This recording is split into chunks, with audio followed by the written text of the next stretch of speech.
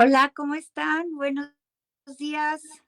Hola, ¿Qué tal? Chignahui. Saludos. ¿Cómo ¿Cómo estás, van? Fran Díaz? Bien, Pues, bien. ¿Y tú? pues aquí esperando para este día de hoy, porque como hemos llevado la secuencia de los llamados dioses, hemos hablado de Quetzalcóatl principalmente, de Tezcatlipoca, de los dioses abstractos, y ahora pues tenemos un personaje que es muy ancestral, que se lo conocemos aquí como Tlaloc. Tlaloc, hay tantas preguntas sobre Tlaloc, porque cada que vemos un Tlaloc lo vemos diferente, decimos, bueno, espérate, este Tlaloc se parece acá, y casi la mayoría de las culturas tienen la representación del simbolismo que carga Tlaloc. Estamos aquí con Frank Díaz y pues surgen muchas preguntas. A mí en lo personal, Frank, estoy así como que, bueno, Tlaloc, ¿de dónde ese nombre? Bueno, viene del náhuatl, de qué etimología, cómo se conocen otras lenguas, qué significa, por qué cambian los signos en Tlaloc. ¿Es Tlaloc el que está en el Museo de Antropología? O sea, tantas cosas que nos preguntamos que quiero aprovecharte lo máximo, al máximo, mi querido Frank. Buenos días, Frank. ¿Qué nos vas a contar? ¿Cómo empezamos con Tlaloc? Bueno, mira, Tlaloc es una deidad fundamental. Es necesario estudiarlo, es de las más antiguas eh, y es uno de los cuatro cargadores del cosmos. Acuérdate que en la visión anahuaca, el cosmos está sustentado figuradamente por cuatro gigantes que sostienen los rumbos cardinales. Estos gigantes son las fuerzas básicas de la naturaleza. Y por eso se dice que ellos cargan, es decir, ellos sostienen el armazón del universo. Si ellos fallan, colapsa, se acaba el tiempo, el espacio, la materia, la energía, todo. Entonces, estos gigantes representan poderes, no son seres literales. Habría que ser muy ingenuo para pensar que son dioses en el sentido cristiano. Hay un gigante de arriba invisible que está ordenando. No, no, no. Son simplemente personificaciones de fuerzas naturales. Una de esas cuatro personificaciones es Tlaloc, así que es fundamental. Es de los, eh, vamos a decir, dioses fundamentales del panteón anahuac, junto con Quetzalcóatl y demás. A ver, Eh, ¿quiénes son los Claro, en otros realidad, tres? ¿sí? ¿Quiénes son los ¿Qué? otros tres? Tlaloc es uno y los otros tres que sostienen, Depende ¿quiénes son? cómo lo pongas. Si hablamos, si estamos hablando en náhuatl, de la época de los mexicas, y en términos cosmológicos, en realidad le llamaban los cuatro Tezcatlipocas.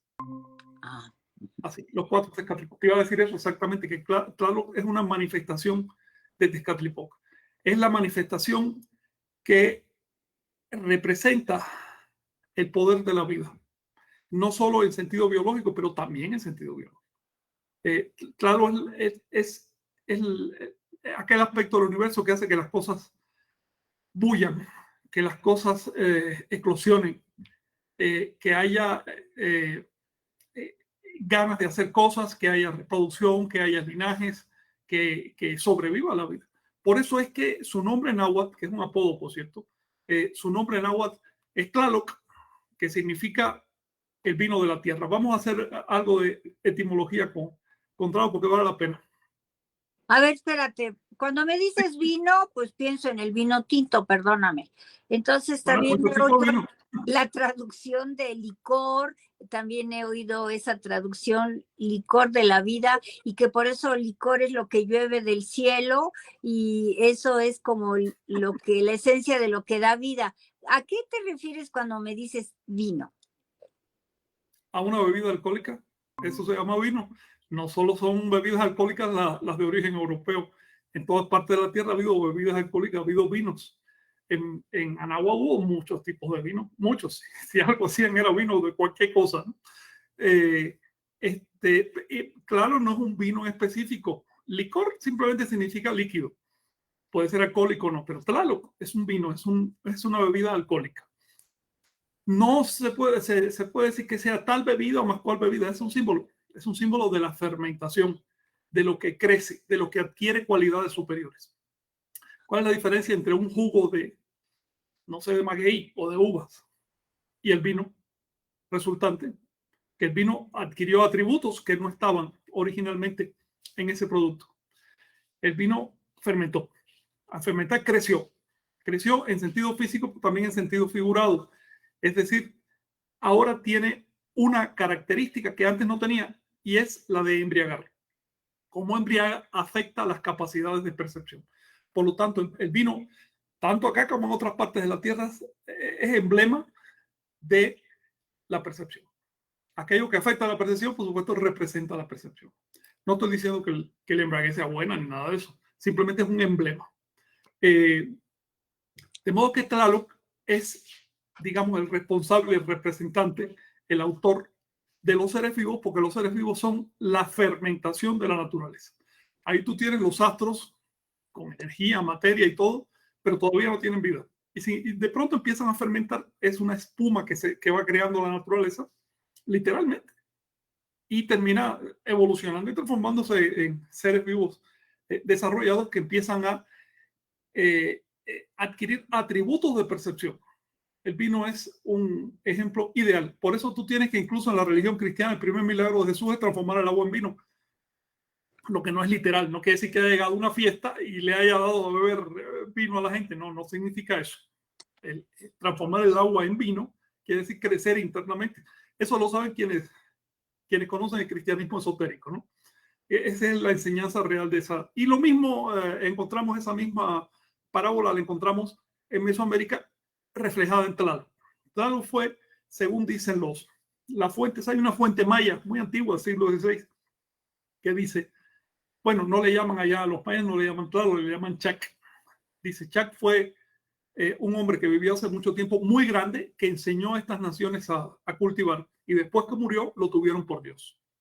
Con lo que volvemos a la idea de todos los dioses prehispánicos, los que estamos llamándoles dioses, en realidad fueron seres humanos en su tiempo, fueron profetas, hicieron cosas grandes y fueron recordados y divinizados en la memoria popular. Esos son los dioses de Mesoamérica. No se trata de poderes abstractos. Una vez que un ser humano deja una huella, adquiere, digamos, calidad divina, ese ser humano comienza a ser símbolo de fuerzas naturales. Así que más que una deificación de la naturaleza, hay una adaptación del ser humano a la naturaleza. Eso es lo que encontramos en la religión mesoamericana. Una cosa importante es justamente que los nahuas le llamaban Tlaloc, pero los mayas le llamaban Chac. ¿Y la traducción de Chac cuál sería? Para entender estos nombres, vamos a las etimologías. Tlaloc se forma de Tlali, que quiere decir tierra, más Octli, que quiere decir vino, o bebida alcohólica si quieres. Por eso su jeroglífico es una olla con unos puntitos que representan la espuma que va creciendo, que va desbordando. Pues bien, cuando una palabra como Octli, que es un sustantivo, se convierte en nombre propio, cuando los sustantivos del náhuatl se convierten en nombre propio, pierden el sufijo sustantivo, el sufijo nominal. Así que Octli se queda en Oc, por eso Tlaloc. Pero también se puede entender de otra manera, porque Oc es un adverbio que quiere decir aún, pero se interpreta en combinación con tal como por encima o que se integra con. De modo que algunos cronistas traducen Tlaloc con tierra. Esta es una interpretación importante, porque significa que Tlaloc es el aspecto de la naturaleza que hace que los seres vivos se incorporen, lleguen a tener cuerpo físico. Es literalmente el señor de los cuerpos de los seres vivos. ¿Y de dónde sacan que nos han enseñado que es el dios de la lluvia? Bueno, la vida se mantiene de agua, así que, y de agua en movimiento. La vida en sí misma es una corriente, y cada cuerpo, cada individuo sigue moviendo el agua constantemente, la sangre y todo tipo de líquidos. El agua no se puede estancar o se muere el ser vivo. Por lo tanto, Tlaloc representa las corrientes. Un modo ideal de simbolizar las corrientes es a través del agua que cae, de la lluvia. No es propiamente señor de la lluvia, es la personificación de la lluvia, que es diferente, y de cualquier otro fluido. Y la lluvia, pues lo que podemos ver y es muy fácil de representar gráficamente, por eso generalmente en antropología se dice Dios de la lluvia, bueno. Pero claro, va mucho más allá de esa asociación naturalista. En maya, por ejemplo, te dije, se llama Chac. Y Chac no es propiamente lluvia. Chac significa varias cosas. Primero significa grande. Chaquil, grande. Es decir, es un gran poder. Es incluso un nombre de los cargadores en general, se les llama los Chaks, los cargadores del universo. Así que fíjense, es importante Tlaloc. En segundo lugar, Chak significa caliente, un atributo de la vida a diferencia de la naturaleza. La vida consigue generar calor propio, tanto en sentido físico como en sentido figurado, es decir, el calor de reproducirse, el calor de las emociones, el calor de las pasiones, de los instintos y demás. Además significa rojo. Y con esto te das cuenta que no es exactamente el señor de la lluvia, es el señor de los fluidos, incluyendo la sangre. Así que para los mayas, el nombre de Chak aludía a la sangre. ¿Alguna cuestión? A la sangre. Sí, veo Tlaloc en Teotihuacán, que es una ciudad muy antigua, antes que que la de los mexicas. Ahí tenía otro nombre, no se sabe, pero ¿por qué simbolizan o cómo reconocen que es Tlaloc? Mira, vamos a hablar del origen de Tlaloc, ya que hiciste la pregunta. Y me gustaría, Chignahui, si pudieras pasar a la segunda serie, al segundo bloque de imágenes que te envié. Es un fragmento de una vasija con un esgrafiado blanco sobre fondo gris oscuro. Mira, el maya y el náhuatl son lenguas relativamente modernas, tendrán 1200 años más o menos. No hay que pensar que las lenguas son eternas. Si el náhuatl y el maya están vivos es porque no tienen demasiado tiempo. Las imágenes de Tlaloc son muy anteriores a la lengua maya y muy anteriores a la lengua náhuatl. Por lo tanto, no podemos restringir la iconografía a la lengua. No podemos pensar que Tlaloc es un producto maya o un producto náhuatl. No. Los mayas y los náhuatl adoptaron algo que ya existía. Aquí estamos viendo una figurilla de Chavín de Huántar, en Perú. Chavín de Huántar es una cultura que se desarrolló entre el 2000 y el 500 antes de Cristo. 2500 antes de Cristo. Es decir, vemos al Tlaloc de ahora con las anteojeras y las... Exacto. Estamos viendo ahí en Chavín de Huántar, estamos viendo a Tlaloc. Así, a lo que aquí llamaban Tlaloc. La iconografía de Tlaloc no surge, no se origina en Mesoamérica, no se origina en Anáhuac, se origina hasta donde se ha descubierto, se origina en los Andes. Ahí es donde están los ejemplos más antiguos de la iconografía de Tlaloc con todo lo que lleva. Vamos, como yo quisiera dirigir este encuentro, Rosita, si me permites, al simbolismo. Y así nos adelantamos a una serie que viene después sobre símbolos sagrados anahuacas, ¿no? Por favor. Sí, si te fijas en ese rostro, no es propiamente un rostro humano, es una humanización de varios símbolos diferentes. Uno de estos símbolos son los ojos, representados en forma de anillos. Cuando uno investiga esos anillos, esos aros, en la iconografía, empezamos a ver que derivan de un glifo muy antiguo de las nubes. Los ojos son nubes. Y esto tiene tremendo valor, como veremos después. Esa nariz, aunque ahí no se percibe bien, pero en otras imágenes, por ejemplo, la siguiente, Chignahui, la siguiente imagen también de Chavín. Ubica nuevamente, mientras ponen la imagen, Chavín, ¿dónde está actualmente? Chavín es una cultura del Perú. Se desarrolló un poquito antes de los olmecas y coincidió con el esplendor olmeca. Ya cuando los olmecas llegaban a su esplendor, los de Chavín iban para abajo. Es una cultura un poquito anterior. Chignahui, si puede ponernos la siguiente imagen, la de Chavín, donde se ve el rostro de un proto-Tlaloc constituido por serpientes. En realidad, Tlaloc es una personificación de conceptos. Sus rostros son un conjunto de serpientes que se involucran. ¿Qué representan las serpientes? Pues lo que llamaríamos ahora energía. ¿Qué representan las serpientes? Uno de sus significados, ¿cuál es? Tierra, lo más apegado a la tierra, porque Quetzalcóatl. ¿Me oyes? ¿No me oyes? Hola.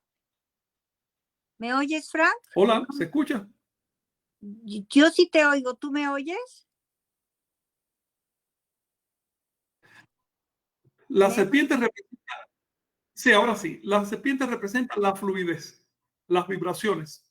las energías, los fluidos en general. Y por eso es que llamarle Señor de la lluvia es quedarse limitado. Es Señor de todo lo que fluye. ¿Qué es lo que fluye? La energía. Tlaloc es el Señor de la energía. Aquí en esta imagen de Perú, que representa un Tlaloc muy antiguo, cuando apenas se estaba empezando a formar ese simbolismo, ya vemos los elementos básicos. Esos ojos, esos anillos, esos aros de los ojos en realidad son estilizaciones de serpientes, que son estilizaciones de nubes. Todo su cuerpo, su pelo, son serpientes que después se transforman en gotas de agua, en lluvia que cae. Su boca, una cosa importante en la boca de Tlaloc, es una boca como de felino, pero cuando la estudiamos con más detalle vemos que en realidad es una estilización de la serpiente que se retuerce sobre sí misma. Sus dientes, esos dientes afilados, largos, innaturales, no son dientes de la naturaleza, representan gotas de agua que caen. ¿Por qué pongo estas imágenes? Porque quisiera que salgamos de esta idea, digamos, pequeña, ¿no? Mezquina, de que los anahuacas son de aquí para adentro y a lo mejor son solo los mexicas. No, disculpen, pero la cultura anáhuac es hermana de la del Tahuantinsuyo en Perú. Se formaron paralelamente. De hecho, la mayor parte de los motivos de símbolos, de creencias, de prácticas de Anáhuac, hasta donde se sabe, se originaron en Perú. Salgamos de ideas estrechas, que son implantes coloniales. La última imagen que te envié, efectivamente, gracias, Ignaui, ahí vemos a la izquierda, vemos un Tlaloc, si ustedes quieren. Claramente se ve que ese ojo deriva de una serpiente del Perú. Y a la derecha vemos uno de acá de Mesoamérica. Ustedes se dan cuenta que hay una similitud demasiado grande para ser casual. Se trata realmente de una importación de conceptos y de un desarrollo paralelo de conceptos. ¿Alguna cuestión? Ahí veo que, y se maneja mucho esas cejas flamígeras. Ahí ya no son serpientes, sí. Es fuego. Sí, de hecho en la del Perú lo ves todavía más claro. Ves que se trata de cejas con llamas de fuego y están pintadas una de ellas está pintada en un tirabuzón, en una doble espiral, que es el glifo que aquí en Mesoamérica representa después las nubes. Si nos vamos a la Piedra del Sol, vas a ver que esas nubes echan 4 rayos cada una. Está orlada de nubes que echan rayos, porque las nubes no solo llueven agua, sino también llueven fuego. Y pues para los anahuacas, agua y fuego estaban completamente involucrados en la naturaleza, son la expresión de los fluidos. Por eso, claro, no solo el señor de la lluvia de agua, sino también de la lluvia de fuego.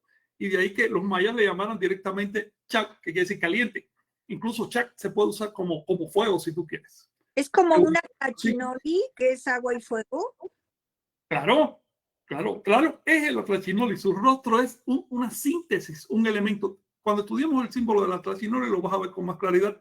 Cómo se involucra la serpiente del agua con la serpiente del fuego, se juntan y ese es el emblema de la tlachinoli. Pero eso lo vamos a ver en símbolos sagrados. Ahora, si me permite, me gustaría seguir con otros aspectos del simbolismo de Tlaloc. A ver si, Shinawi, nos puedes pasar las estatuillas y las vasijas y relieves que puse al principio, donde se ven aspectos al desarrollo de cómo se fue formando ese símbolo. Por ejemplo, ¿sí? Sí, a ver si nos ponen alguna imagen para partir. Rosita, si quieres comentar. O sea que ahorita lo más antiguo, las culturas del norte, ¿cómo era el equivalente a Tlaloc? Porque hay mucho vestigio cultural en México que llamamos ahora y en América del Sur, pero en América del Norte yo creo que también había, ¿no? Sí, sin duda. Estas ideas son de toda América. Lo que pasa es que en América del Norte hay mucho menos vestigio o se ha descubierto menos. Sin embargo, desde muy antiguo aparece ahí un componente de Tlaloc fundamental, solo que aquí no tengo la imagen para expresar a qué es la serpiente en anillos que sostiene un huevo. En fin, si nos ponemos a buscar, vamos a encontrar esta iconografía en el Amazonas, en el Norteamérica, en el Cono Sur, en todas partes, y por supuesto en los Andes y en Mesoamérica. Pero sería ya para digamos, una presentación diferente. Sería para hablar ya de difusionismo cultural y cómo unas ideas se van difundiendo. Repito, parece que la difusión fue a partir de la zona norte de los Andes, digamos, norte de Perú, Ecuador, más o menos en esa zona parece que se crea todo este tipo de simbolismo y se desarrolla. Las formas más antiguas de Tlaloc, más primitivas, aparecen en Ecuador, en la cultura valdivia, relacionadas con la tierra, muy relacionadas con la tierra. De hecho, en esa época era más bien una deidad de la tierra, vista como un fluido, es decir, como la base por donde se mueve la vida, ¿no? La naturaleza. En las imágenes, en las relieves y vasijas que muestran a Tlaloc, estamos viendo la presencia constante de ciertos íconos que me gustaría estudiar cada uno por su cuenta. Uno de ellos son los ojos, ya lo mencioné, el otro es la boca, con esos dientes escurridos, el otro son las serpientes. En realidad se trata de símbolos propios, que tienen vida propia. Por eso es que yo quisiera, si me lo permites, caer directamente en estos símbolos. Si puedes comentar algo para refrescarme la garganta, por favor. Los símbolos es muy importante. Yo creo que cuando nos en X lugar y tiempo nos ponen un Tlaloc con diferentes símbolos. Yo me imagino que es una lectura de ese momento y de ese tiempo, de ese lugar. Sí, sí. Vamos a ver cómo entra Tlaloc aquí a Anáhuac. Quiero decirte que cuando entra ya era con alto estatus, ya los símbolos están completamente constituidos, lo cual significa que si hubo un periodo de formación de eso, fue antes de los Olmecas y no se ha descubierto acá. Por eso hasta ahora pensamos que es Sudamérica, pero recuerda que la arqueología profunda, es decir, de etapas muy antiguas en Mesoamérica está subdesarrollada, en el Perú está mucho más desarrollada, de manera que aquí puede haber sorpresas más adelante. Yo pienso que las va a haber. Pienso que en realidad ambas civilizaciones son completamente paralelas en el tiempo. De modo que más que una importación, hubo una retroalimentación de símbolos. Aquí puse Chinahui unas imágenes de Chalcatzingo, ya las fuimos a ver una vez, a ver si las reconoces, donde se ve a Tlaloc dentro de una boca de... Bueno, también hay un... A ver, síguele, te voy a decir cuál es. Chalcatzingo. La fuimos a ver en una ocasión y allí Chalcatzingo está lleno de relieves olmecas, un poco tardíos ya, donde se ve la anterior. En esos relieves están dedicados casi completamente al tema de la lluvia, en sentido simbólico. Míralo ahí. Ahí tú ves en esas calcas de relieves, arriba el glifo de las nubes, de forma naturalista. Debajo ves el mismo glifo ya convertido en agua que cae, que son dos espirales. Las espirales pueden ser así paralelas o pueden ser opuestas. Y ya con eso se conforma. De hecho, en el relieve de la izquierda ven tanto la espiral en paralelo como la opuesta. Y con eso se conforma el glifo específico de la nube, que después se aplica a los ojos de un personaje y termina siendo esos dos aros que caracterizan a Tlaloc. En la imagen siguiente, en el relieve siguiente, les voy a pedir que observen, voy a ampliar esto a ver si lo veo, que observen arriba a la derecha. ¿Ves el glifo de las nubes con el agua que cae? Arriba a la derecha. Sí. ¿Ves? ¿Te fijas, Rosita? Estoy observando, sí. Si te fijas, ya ahí están todos los elementos que caracterizan a Tlaloc. La nube, el agua que escurre como si fueran dientes y debajo los dos aros. ¿Ok? De sus ojos. Solo que ahí no están ordenados como cara humana, sino de otra manera. Son simplemente elementos de escritura. Cualquiera que iba ahí leía esos glifos. En otras palabras, la cara de Tlaloc es un ordenamiento de glifos mucho más abstractos, que no se refieren a una cara, sino se refieren a otros atributos. En el mismo, si puedes mantener la imagen Chinahui, en la misma imagen estamos viendo un ser que está dentro de una cueva. Fíjate que la cueva está cortada de lado, como la boca lo voy a decir, la boca de un monstruo de la tierra, es decir, de un dragón de la tierra, un dragón terrestre. Había 4 tipos de dragones en Anáhuac. Y si se fijan, hay unas ramitas arriba, unos brotes. En realidad, total son 4 brotes que representan los 4 rumbos. Y de esa boca, que tiene ojo y todo, así que sí es un animal mitológico, están saliendo chorros de aire, agua, nubes y gotas de agua. Aquí tenemos todos los elementos de Tlaloc original, que para colmo sostiene un cetro de tipo maya que se sostenían así en el pecho. Y si Chinahue nos puede aumentar, van a ver que es el glifo de la nube de los dos espirales. Así se forma. Esta es de las imágenes más viejas de Tlaloc en Anáhuac. Más o menos por la misma época, si puedes poner las siguientes figuras, por la misma época aparecen muchos Tlaloc ya en la iconografía olmeca. Por ejemplo, aquí en la estela 15 de Cerro de las Mesas, estamos viendo a Tlaloc con todos los símbolos que hemos estudiado y algunos más. Digamos, la lluvia aquí se transforma en manos. La lluvia son manos. Un motivo que vamos a encontrar después en Teotihuacán y en otras partes, incluyendo en la Coatlicue, que son manos creadoras, manos fertilizadoras. Esa es la lluvia que sale de Tlaloc.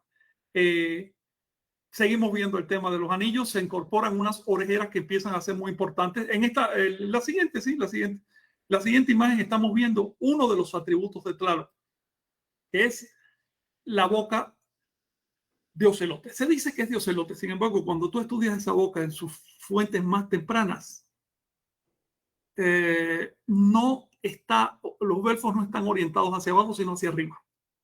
Hay un periodo de transición en que se orientan hacia arriba y hacia abajo, o bien hacia abajo y hacia arriba. Por lo tanto, no es un ocelote naturalista, sino un ocelote simbólico. En realidad, también tiene atributos de boca de serpiente. Acuérdate que las serpientes conforman el rostro de Tlaloc. Su boca es la boca de una serpiente. De hecho, de un dragón, porque no solo es un reptil, sino que además tiene plumas. Me disculpe lo que piensan que los cocodrilos tienen plumas, pero para mí no es un cocodrilo, es un dragón, porque tiene atributos de reptil y de ave. Esa boca entonces vamos a ver que se va desarrollando en el arte anahuaca, representa lo siguiente.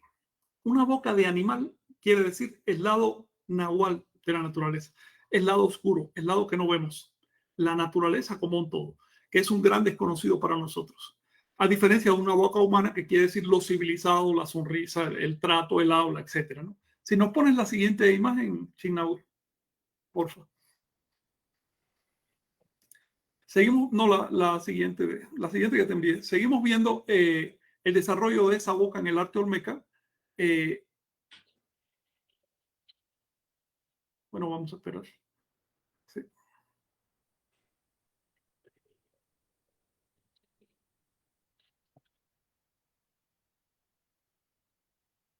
Y las culturas van adaptando de esto lo que van queriendo y lo van resaltando, ¿no? Sí, Como... bueno, ¿les parece si yo la comparto? Porque las imágenes tienen un guión discursivo y pues a ver si puedo compartirla. A ver si puedes compartir. Estamos con Tlaloc y les comentamos que cada sábado estamos aquí. Bueno, siempre que el internet y el universo y los dioses del panteón, o sea, las fuerzas nos lo permitan, hablando de diferentes temas. En esta ocasión estamos trabajando los llamados dioses. Bienvenido, Vicente, gracias por estar. Sí. Y saludos, ahorita les compartimos aquí las imágenes que restan.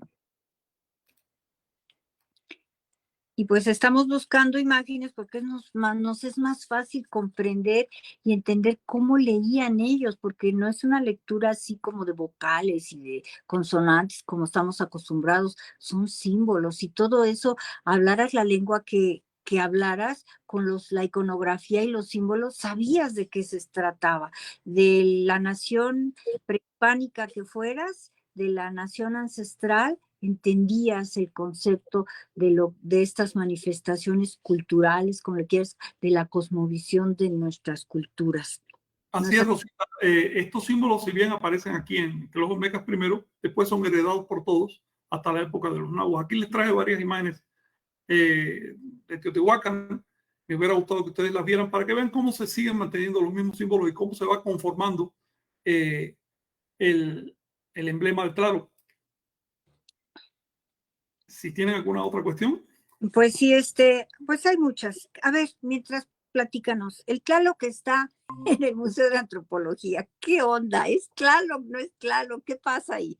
Mira, le falta caracterización para saber realmente qué querían hacer. Tiene la estructura de una Chalchitlicue, que los módulos que parecen pirámides, ¿no? En realidad es una humanización de una pirámide, pero también tiene atributos de Tlaloc. De manera que, bueno, aquí entramos a un tema. Cuando hablamos de Tlaloc, o hablamos de Tlaltecutli, o hablamos de las diosas madres, o de todo lo que tenga que ver con la naturaleza, estamos, digamos, segmentando esa información como si fueran dioses diferentes. Esto en gran medida es por la herencia de la cultura cristiana, que cree que hay dioses específicos. La cultura cristiana dice, uno es Cristo, el otro es Satanás, el otro es Jehová, el otro es los serafines, y así. Son seres individuales. No, en Anáhuac no era así. En Anáhuac no había dioses específicos. Había un solo poder y nosotros le damos diferentes atributos para entenderlo. En esta escultura tú ves atributos de Tlaloc, pero también de otras deidades. Y si te vas a otras esculturas, aquí no las traje, vas a ver que no puedes trazar una línea nítida entre una deidad y otra. Empiezas por una y terminas por la última, todas. ¿Ves? Porque en realidad se trata como de letras de una oración, como de fragmentos de un mismo código, no de individuos. Esto hay que decirlo una y otra vez, pero es que es sorprendente que se hable de los dioses prehispánicos así, copiando tal cual la estructura del pensamiento cristiano, como si todas las culturas fueran iguales. No, no todas las culturas son iguales.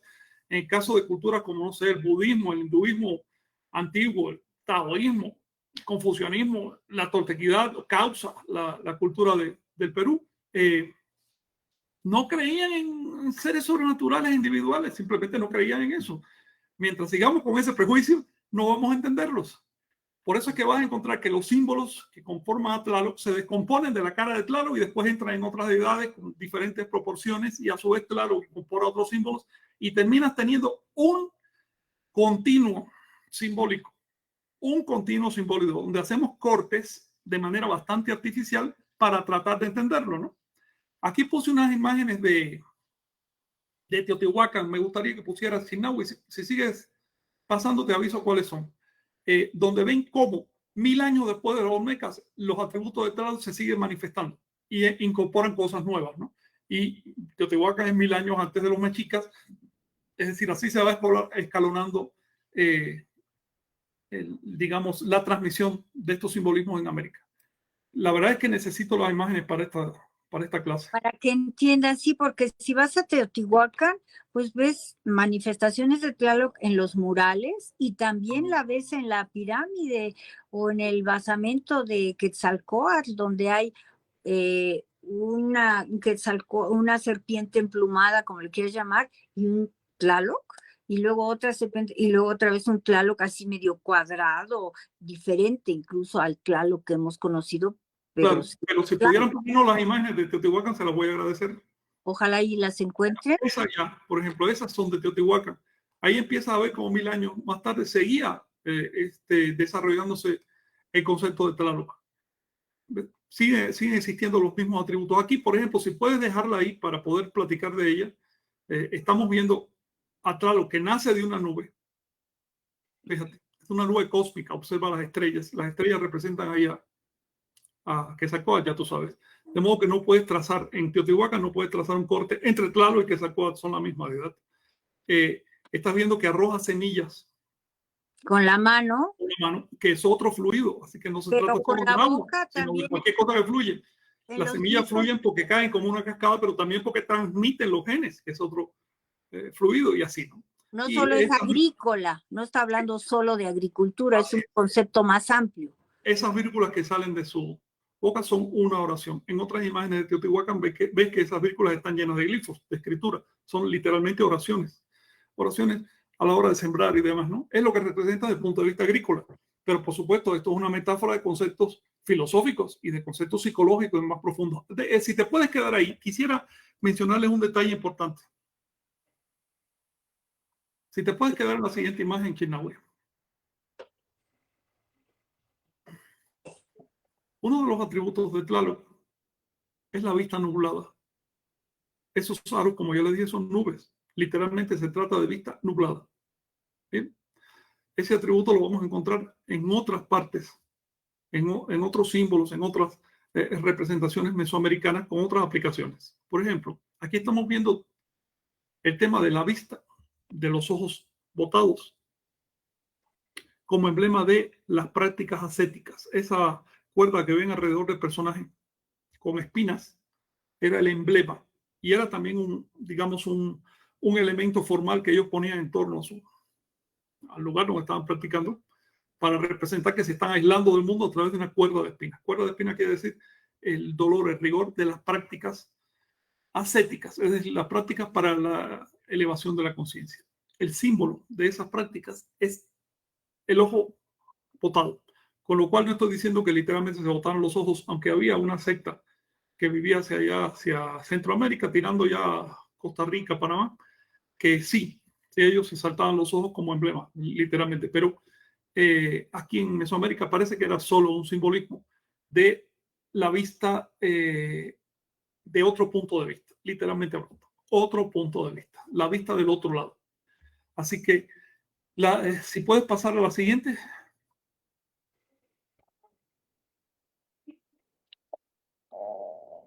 Estamos viendo Tlaloc y sus diferentes manifestaciones. Ese personaje, ¿cómo se llama? Iztlacoyuqui, ¿cómo se llama? Sí, ahora vamos a caer en Iztlacoyuqui, pero déjame, por favor, desarrollar el tema. Aquí vemos que el mismo emblema de los ascetas es el que le da caracterización a Xolotl. Xolotl es la representación del quinto punto. Tlaloc es una de las 4 fuerzas, o si tú quieres, de hecho, las 4 fuerzas son Tlaloc, son 4 tipos de fluidos, 4 sostenes. Pero el punto donde todas se involucran forma un glifo, una suástica, un glifo Olin, es decir, un torbellino, una espiral. Y ese se representa, se caracteriza como un perro, no como una persona. Es notable, pero en el centro de la cosmovisión no ponía un ser humano, sino un perro que está todo retorcido haciendo con sus miembros el glifo de la suástica. Y ese ojo de fuera representa que el modo de contactar con ese centro es a través de la práctica chamánica. Bien, si nos puedes mostrar la siguiente imagen, por favor. ¿Por qué la mano en la boca, Fran? Bien, sigamos con la imagen, sí, porque lo de la mano en la boca lo vamos a ver en otro, cuando hablemos de Macuilxóchitl. Bien, en esta otra imagen vemos que esa serpiente, que es finalmente la forma original de Tlaloc, forma ojos, además 3 ojos, esto es muy importante, con su cuerpo. ¿Qué representa el ojo? La visión. La energía, lo que fluye, La visión, la conciencia. La conciencia. Debido a que nuestra especie es visual, bastante visual, el ojo es emblema de la conciencia. Si fuéramos perros, probablemente ellos habrían representado narices, ¿no? Pero para nosotros es emblema de conciencia, de estar consciente. Por lo tanto, los diferentes grados de obturación de la capacidad de ver representan diferentes niveles de conciencia. Y esto hay que tenerlo en cuenta al estudiar a Tlaloc. La siguiente imagen, por favor. La siguiente vamos a ver Tlacoliuqui, que es el que me estabas preguntando. Iztlacoyuqui es el que no ve, el que está vendado de los ojos. En Iztlacoyuqui encontramos que ya por completo desaparece la capacidad de ver. Lo que en Tlaloc es un ojo nublado y en Xolotl es el ojo botado.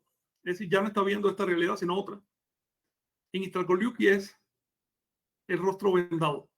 Acuérdate que rostro y ojo se dice con la misma palabra en náhuatl. De manera que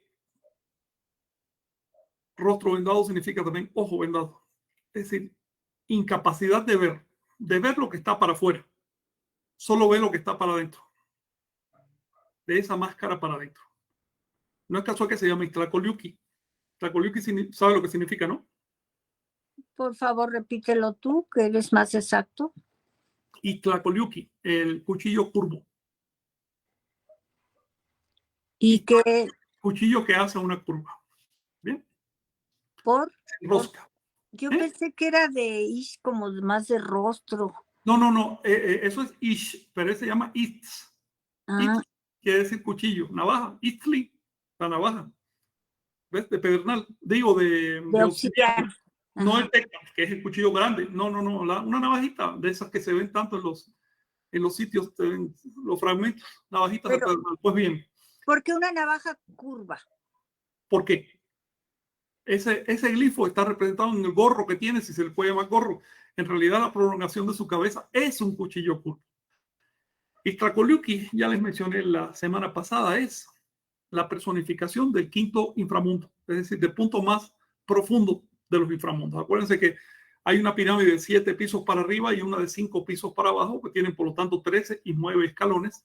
Eso es la conformación, digamos, estructural del cosmos mesoamericano. No porque creyeran que es literalmente así, sino ¿qué significan esos inframundos? Estados de conciencia. En el estado de Ixtlacoliuqui ya no hay la menor percepción de lo que hay afuera. Hay absoluta subjetividad. Por eso se llama cuchillo curvo. Cuchillo, acuérdate que quiere decir discriminación. Ya lo vimos la semana pasada. El cuchillo es el emblema de la conciencia, de lo que corta. Corta lo aparente de lo real. Discrimina el mundo. ¿Ves? También en las culturas de Europa, la espada o la flecha. La cultura de la India, la flecha, la espada, representa la capacidad de discriminar el mundo. Y es curvo porque ahí la energía hace una curva. De ahí ya no sigue descendiendo. Donde quiera que veas este glifo, entonces de lo curvo, lo que hace una espiral, significa un retorno, un regreso de las condiciones. A ver qué otra imagen tenemos a continuación. Si nos puedes ir mostrando, sí, por ejemplo, aquí está, bueno, ya platiqué, representa a una asceta, lo sabemos porque no tiene blusa, y otra vez, en su mano tiene las espinas de la penitencia, en la otra mano tiene la hierba sagrada que usaban para sentarse.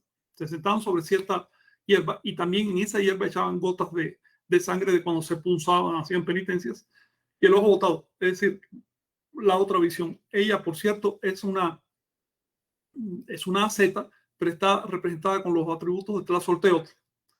Es decir, la penitencia por los pecados, por las transgresiones. La siguiente. La luna y lo otro es la columna vertebral, que también es nahuálico, ¿no? Ese es un tema que podríamos hablar en otro momento. Me gustaría centrarme hoy en... Sí, porque hay mucho simbolismo y lo vamos a tocar, van a ver. Aquí tenemos otra representación de Ixtlacoliuqui. Observen que este es Catlipoca. Por el pie, claro, ahí luego. Este es Catlipoca. Nosotros le llamamos en antropología Ixtlacoliuqui, Tlalo, fulanito, el otro. Son Tezcatlipoca. ¿Ves? Y si tú quieres, son Quetzalcóatl. Quetzalcóatl no es más que la cara visible de Tezcatlipoca. Estos nombres son como sacos donde caben un montón de conceptos. Por eso les decía, si vamos a pensar que son dioses diferentes de los antiguos mexicanos, no vamos a entender nada. No vamos a entender. Si pensamos que Tlacoliuqui es diferente de Tezcatlipoca, esta imagen la vamos a tener que dejar afuera. No la podríamos estudiar. Vale la pena reenfocar el modo como se están estudiando las antigüedades de México, porque la óptica, el sesgo cristiano está deformando. No nos impide ver el objeto real de estudio. Aquí en esta otra imagen vemos otra vez Ixtlacoliuqui con esa nariguera que mencionabas, provisto de flechas. De hecho, una flecha atraviesa el cuchillo curvo de su cabeza. Las flechas son los rayos. Ese es otro símbolo que tal vez estudiemos más adelante. Flecha significa rayos. No quiere decir que esté matando a nadie, ni tiene que ver con la guerra ni nada. Las flechas son los rayos del sol por excelencia, y la energía es otra forma de representar la energía. Las flechas o las radiaciones, estas rosetas que vemos en su cuerpo, que se hacían con papel plegado y un cono, ¿no? Representa la radiación, son rosetas. Se hacían a veces de varias capas, hasta de 5 capas, y son un elemento característico de las deidades de la muerte, es decir, de los estados de conciencia asociados a la muerte. En la siguiente imagen vemos un emblema de Venus. Fíjense. Y si tú te fijas, aquí vemos varias cosas. En primer lugar, Venus se reconoce por ese símbolo en 3 lóbulos, que son como 3 corazones, si tú quieres, integrados, con ojos. Esto es importante. Que es el glifo del 0 calendárico y le da caracterización al planeta Venus. Está ascendiendo en una serie de pasos que representan las etapas del ciclo de Venus con respecto al ciclo de la Tierra, a un cielo caracterizado por ojos. Cuando hablamos de los cielos prehispánicos, con perdón de las academias, pero no estaban pensando en cielos literales o en capas de nubes literales, ni en ninguna cosa de esa. Estaban pensando en estados de conciencia. Si uno no sabe manejar el concepto de estado de conciencia, uno no va a entender a qué se referían. Y esto lo explicaron, lo dijeron gráficamente con todas sus letras, es decir, pintando ojos en el cielo. Estos tres ojos, por otro lado, si nos vamos a la siguiente imagen, lo vamos a ver más claro. Estos tres ojos. A ver, síguele. Ahí esa. Bueno, cualquiera de ellas. Estos ojos, como les decía, representan los cielos. Por ejemplo, en estas banderas del Códice Maquiavélico, ven a un lado. ¿Reconoce el concepto que está a la izquierda? ¿Es una araña? Una araña central rodeada de ojos. En total son 9 ojos, el del centro en forma de araña. ¿Reconoce ese concepto? Ese concepto se llama Tzitzímitl. Punto de Y debajo dice manta de Tlautecutl o Señor de los Muertos. Bien. Al otro lado, a la derecha, a ver, trata de distinguir qué hay en el centro. ¿Un corazón? No. ¿Acostado? No. Tiene atributos de corazón, efectivamente, y de Tecpatl, de piedra. Es el glifo Tetl, piedra, que es similar, es hermano del glifo Tecpatl, que quiere decir cuchillo, también rodeado de ojos. Ya estuvimos hablando de que la piedra o el cuchillo, el filo, la punta y la capacidad incluso de encajar representan la toma de conciencia. Entonces, definitivamente los ojos están asociados con el concepto de la conciencia. Lo vemos mejor todavía en esta escultura mexica de Macuilxóchitl, donde ves directamente el ojo dentro de la mano. Aquí en Macuilxóchitl estás viendo, de hecho, cómo el rostro se conforma con símbolos. Ese rostro no pretende ser naturalista, ni representa a un ser particular. Es un conjunto de símbolos que se asocian coyunturalmente para expresar un concepto, que es el concepto de la creación. Una variante, me preguntaste un rato de la mano sobre la boca, ese es el glifo específico de Macuilxóchitl, una mano en el rostro, generalmente sobre la boca. Macuilxóchitl, que quiere decir 5 flor, quiere decir el gozo de la naturaleza. 5 flores es el gozo de la naturaleza. La procreación, el canto, la danza, etc. Es la forma como Tlaloc crea. Es otra forma de Tlaloc. Ese es Macuilxóchitl. Por eso tiene los atributos de Tlaloc con ciertas aplicaciones, ¿no? Si puedes poner la siguiente imagen, ya que aquí estamos viendo otra vez el tema del ojo, pero ya como directamente ya en esta escultura, tú te das cuenta que ese Tlaloc, cuyos ojos siguen siendo serpientes, pero ya es bien tardía, ¿eh? Esta escultura ya es miles de años después de los Olmecas y seguimos viendo esos dientes que escurren a los lados como gotas de agua. Incorpora el símbolo del ojo en la frente, es decir, del tercer ojo.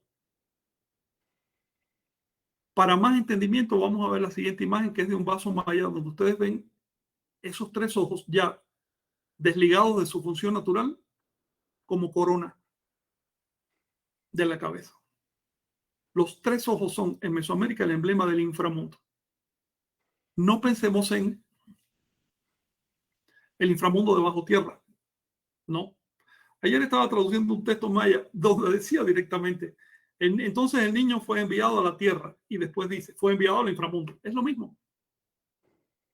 Cuando ustedes vean en las religiones esotéricas, en la parte interna de las religiones, alusiones al infierno, al inframundo, se están refiriendo a la tierra. El infierno es el lugar de castigo, la tierra es el lugar de castigo. El infierno es el lugar de los muertos. Todos los seres vivos están muertos sobre esta tierra. De eso se trata.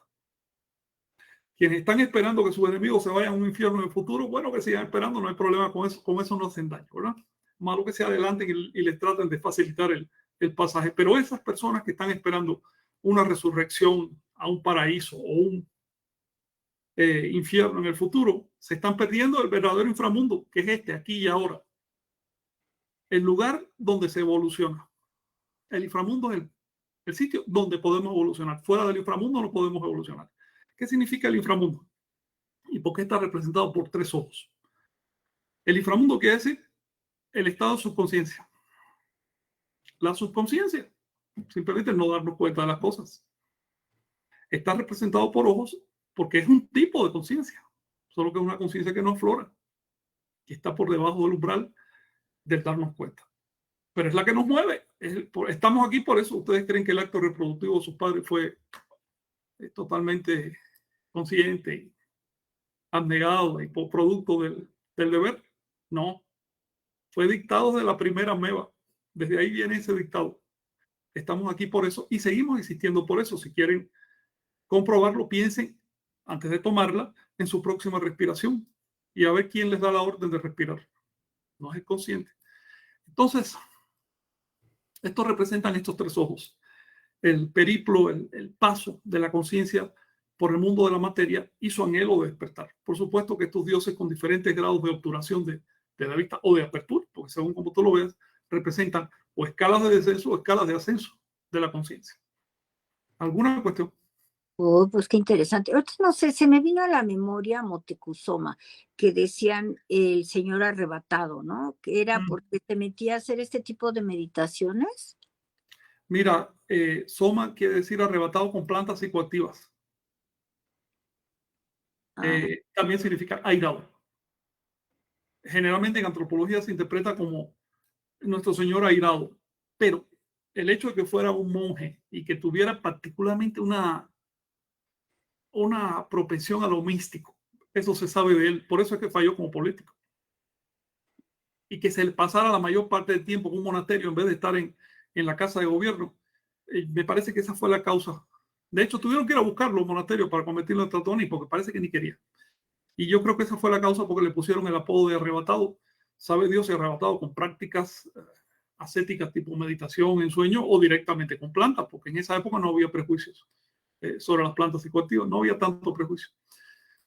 Entonces, eso explica el nombre de Moctezuma, que se adaptó al apellido español Moctezuma, quiero decir que Moctezuma es un apellido de Extremadura, en España, y pues hoy se conoce así, pero ese no era su apellido real, él no lo hubiera reconocido.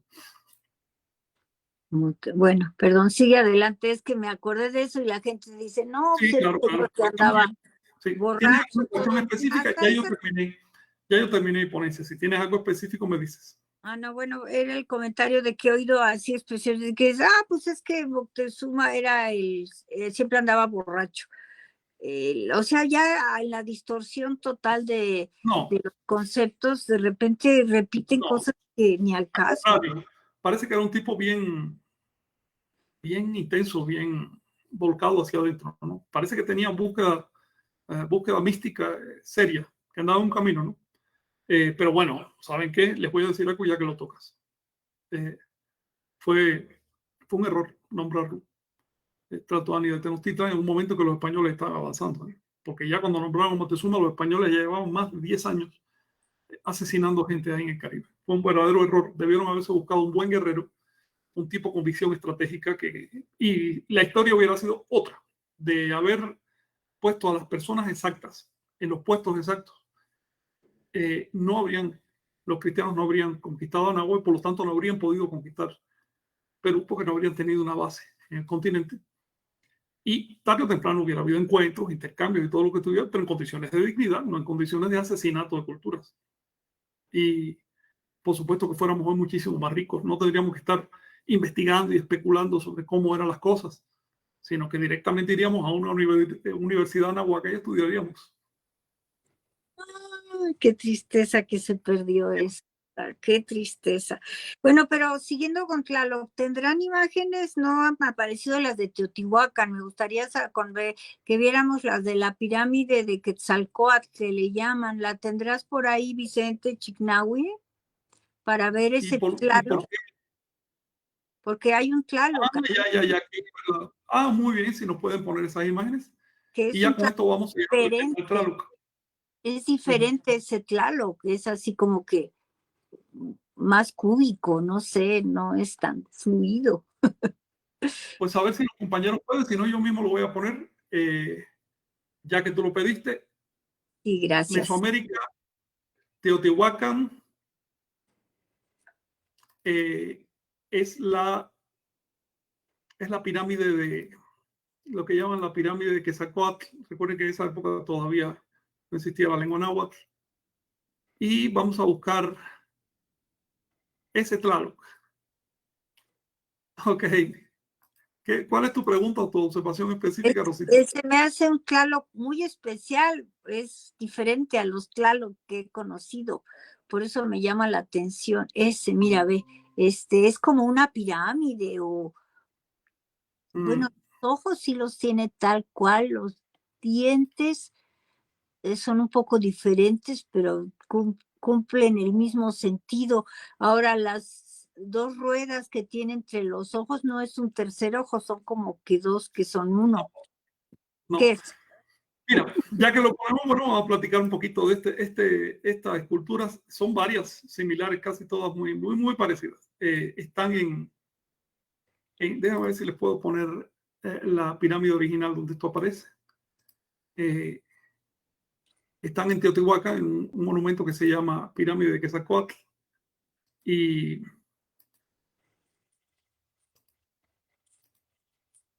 son una serie de rostros de serpiente plumada y de Tlaloc alternos. Representan lo mismo.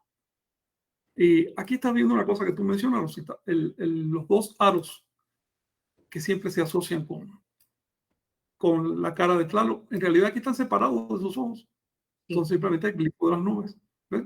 Pero ya como aro, quiero decirte que no se trata solo de nubes. Ya cuando se convierte en un círculo perfecto, ese glifo incorpora otros atributos incluso hasta matemáticos. ¿Sí? Acuérdate que esto deriva de la serpiente. Y la serpiente que se muerde la cola era el glifo de Mesoamérica del cero o de la totalidad. De cuando se completa de una suma total, no del cero nuestro, que es el cero cardinal, sino del cero mesoamericano, que es el cero ordinal. Es decir, se completa la totalidad de un ciclo. Pues, ¿alguna cuestión? Eso es lo que te puedo decir de esta imagen. Los Tlaloc. escamas que tiene representan que son un reptil, pero al mismo tiempo las plumas que tiene, todo está rodeado de plumas, quiere decir que es un reptil que vuela. Y si seguimos buscando, vamos a encontrar los 4 elementos. Acuérdate que Tlaloc finalmente es el señor de los 4 rumbos, es el soporte, es la interfaz entre el universo inanimado y el universo animado, es el soporte del universo. ¿Qué ibas a decir? Pues es que estaba viendo que incluso sobre esta de Quetzalcóatl, por ahí sacaron que se había descubierto en Europa una bandera de nuestra, y de repente la agarraron como súper gran emblema.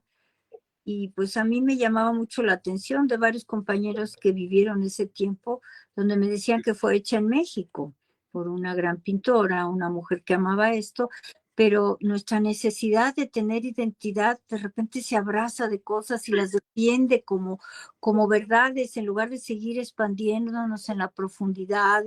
Es como querer cerrar un ciclo a fuerzas y está muy grande. Tú te estás refiriendo a algo que, mira, si vamos a hablar de eso, deberíamos dedicarle más tiempo, más atención. El hecho de que estos 11 pétalos que hay alrededor de esas estatuas que vimos conforman lo que hoy llaman la bandera mexica. Dicen que es una bandera de Cuitlahua y que dice que fue encontrada en el Vaticano. Eso es una historia falsa. El hecho de que tenga 11 pétalos indica que cogieron de aquí y de allá, hicieron un revoltijo de símbolos sin entender de qué se trataba y le ponen una historia que obviamente la autoridad es el Vaticano, porque en el subconsciente de los mexicanos la autoridad es el Vaticano. Así que si es un símbolo importante de México, tiene que venir del Vaticano. Solo que nadie la encuentra en el Vaticano, solo la vio una persona y reportó que ahí estaba ya. Y después de eso han buscado y no aparece la dichosa bandera porque no existe, es una composición ficticia. De hecho, el águila que tiene representada fue diseñada hasta el siglo XVIII en Austria. No es un diseño americano ni de la época mexica. Pero bueno, estos son temas aparte que podríamos hablar. No es por despreciar ni nada, pero efectivamente, como dice, la necesidad identitativa de los mexicanos en particular y de todos los anahuacas, porque esto está ocurriendo en los países de alrededor. Recuerden siempre que México es menos de la mitad de la extensión de Anáhuac, ¿ok? Estamos hablando de una cuenca cultural muy amplia y su necesidad identitativa hace que se inventen cosas. No hay como estudiar la realidad. Si quieres una bandera, métete en la fuente de Mexica y vas a encontrar docenas, yo creo que un centenar de banderas diferentes, todas hermosas. Puedes escoger la que tú quieras, son auténticas.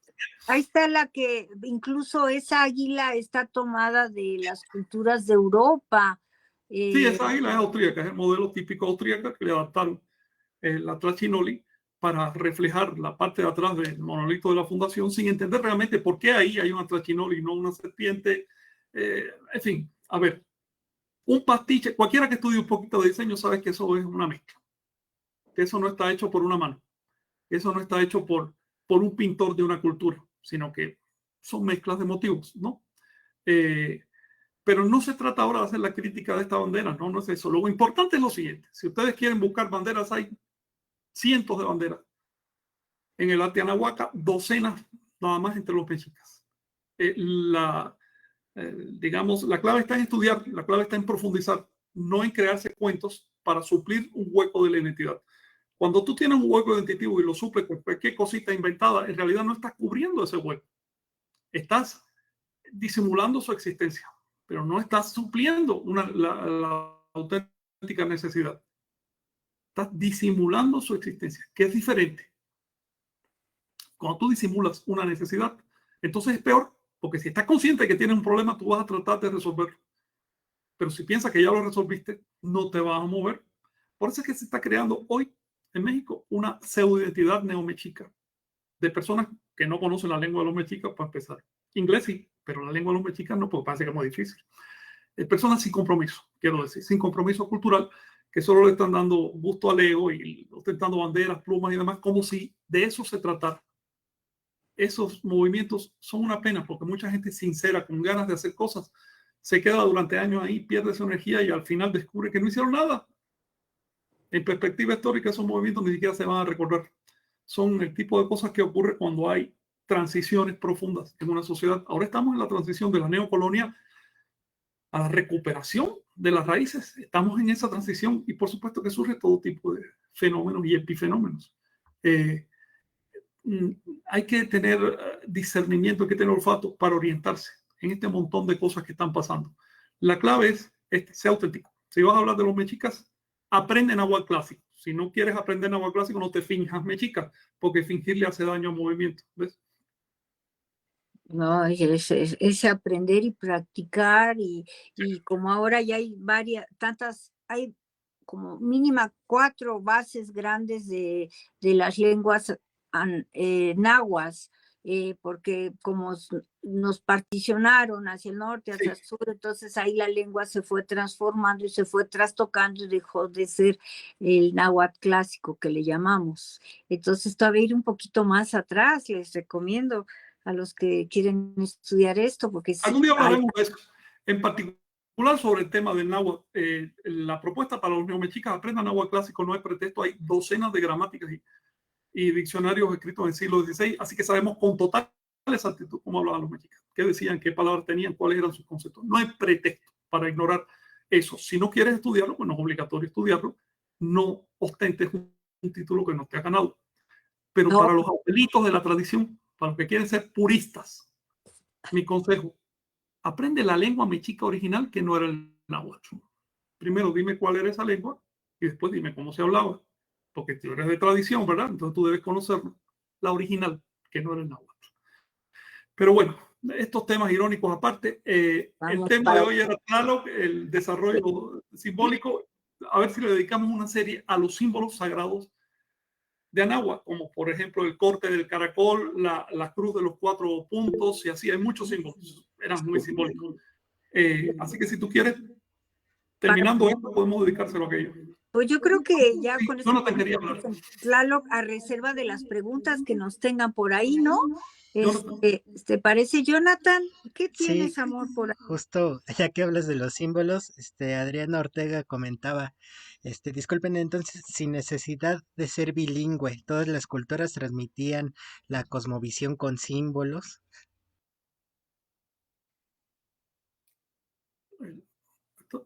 ¿Estamos en contacto? ¿Seguimos hablando? Sí, sigue, Frank. El ser humano es un ser simbólico. Si quitas la capa de símbolo, lo que queda es un mono pelado. Así que en todas partes de la Tierra, el ser humano se comunica a través de símbolos. Esto que estamos hablando ahora es una lengua y esta lengua consiste en un conjunto de símbolos, símbolos auditivos, orales. hay símbolos gráficos, hay símbolos de todo tipo. El símbolo es simplemente un elemento para transmitir una información. Por supuesto, los anahuacas también eran simbólicos. Eran muy simbólicos, es decir, muy dados al simbolismo. Por eso tenían no solo símbolos directos, sino también símbolos indirectos, capas sobre capas de información. Y por eso, con frecuencia, es difícil orientarse en el sentido profundo de las cosas, porque usaban metáforas. Es como, eso le gustaba también a Jesús. Jesús, cuando iba a hablar de algo, metía una metáfora, una parábola. ¿Ves? Y ahí tú tienes 2000 años después la gente devanándose qué quiso decir, qué quiso decir. Pero eso también es una forma de lenguaje que permite sintetizar muchos significados en uno solo. Por ejemplo, con la metáfora del agua quemada. En Anagua tú puedes referirte desde un motor que quema combustible hasta una cuestión metafísica o filosófica. Los símbolos son capaces de integrar un montón de significados. Por eso que los anahuacas son tan simbólicos y por eso cuando abrimos un códice o vemos un relieve, una escultura, nos sentimos apabullados por la cantidad de símbolos que hay ahí. A ver, cuestiones, sí. Pues yo creo que para leer la lengua necesitamos aprender a leer símbolos, porque antes que el hablado, la lengua universal es símbolos, ¿no? Claro. Pero bueno, sí. Adelante. Perdón. Para la lengua tenemos que aprender signos gráficos que a su vez conforman símbolos, es decir, representaciones de conceptos. Y sobre todo en las lenguas de Mesoamérica, que no solo eran fonéticas, sino que estaban muy integradas con ideogramas y cosas así. Pero lo que hablamos en náhuatl clásico. El náhuatl clásico se puede aprender con las letras del latín, porque las gramáticas y los diccionarios que se escribieron en el siglo XVI, afortunadamente, están con las letras del latín. Si quieres aprenderlas en símbolos prehispánicos, bueno, tienes que aprender además escrituras prehispánicas. Pero primero ¿no? Primero la lengua, y ya después cómo se representa. No hay que confundir lengua con su forma de representación. A disposición de ustedes. A ver, quedan unos minutos. 2 minutos. También Daniela Palacios, que está allá en Cancún, nos dice, el glifo Quiahuitl tiene también esas gotas, dientes o mandíbula, y atl, el signo atl. ¿Qué relación glífica hay con la plática de hoy y estos glifos? Sí, atl es Quiahuitl, disculpen, Quiahuitl es la cara de Tlaloc. Quiahuitl es lo que en el calendario náhuatl se llama Cahuap, que quiere decir lluvia, aunque generalmente se interpreta como tormenta, pero Cahuap, lluvia. Quiahuitl, lluvia. En la iconografía es la cara de Tlaloc o la cara de Chac, precisamente por su capacidad porque representa los fluidos. Pero hay un detalle, y esto es importante, el sol llamado sol de lluvia, en realidad es lluvia de fuego, es el sol de fuego, lo cual nos dice que Tlaloc es señor del fuego. No hay que quedarse en un solo significado. Así que cuando pintes a Tlaloc o pienses en Tlaloc,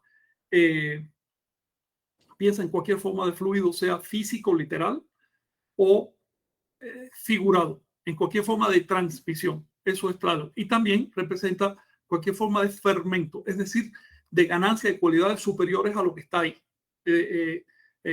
Propiedades emergentes, es decir, propiedades que no están en los componentes en los componentes básicos de aquello que resulta. Digamos, si tú analizas al microscopio un ser vivo, vas a encontrar moléculas, vas a encontrar hasta átomos, pero no vas a encontrar la vida. La vida es una propiedad emergente, es un fermento, es una espuma, es Tlaloc. ¿Otra, Chignahui? Y con eso nos vamos, sí. Sí, también nos pregunta Rick. Hola, bueno, sí. Mientras Chignahui nos dice la próxima, ¿de qué vamos a todos a tratar ya para seguir cerrando el próximo programa? Mira, para continuar esta serie me gustaría tocar el tema de Macuilxochtli, justamente. Es otra de esas deidades mal entendidas. No podemos pensar en absoluto que sea un ser individual porque ni siquiera lo representaban con rostro humano tal cual. Cada vez que aparece Macuilxochtli tú vas a ver que son diversos símbolos integrados. Es más, dentro de las deidades mesoamericanas, Macuilxochtli es la excepción porque no tuvo un ser humano detrás. No es el nombre que queda de un ser humano. Eso lo vamos a estudiar la semana que viene. Y a través de Macuilxochtli. también podríamos ver otros como Xochipilli y otras. Son variantes del mismo. Ayos, Macuilxochitl, Xochipilli, Nahualteotl, etcétera, son variantes de la misma. Es como cuando estudiamos los dioses abstractos, que son varios nombres, 6, 7, 8 nombres, que en realidad es el mismo ser. Lo mismo pasaría si estudiamos a Tezcatlipoca. Podemos llamarle, no sé, Yao, podemos llamarle, tienen 5 o 6 nombres. Y lo mismo pasa con Macuilxochitl, es un nombre genérico para un montón de deidades. A ver si los podemos tratar la semana que viene, ¿te parece? Me parece muy bien. Incluyendo el Señor de la Flor. Pues si no hay nada más, amigos, pues quieren, ya terminamos aquí y nos vemos el próximo sábado. ¿Les parece? Bueno, pues Gracias. muchas gracias, Frank Díaz, Gracias. Vicente, Jonathan Chignahui y la Buchot. Les dice que la pasen bien, que nos traigan, si quieren, ideas, preguntas, las aporten y aquí nosotros las leemos y las vamos integrando al siguiente programa. ¿Ah? Gracias. Gracias. Chao.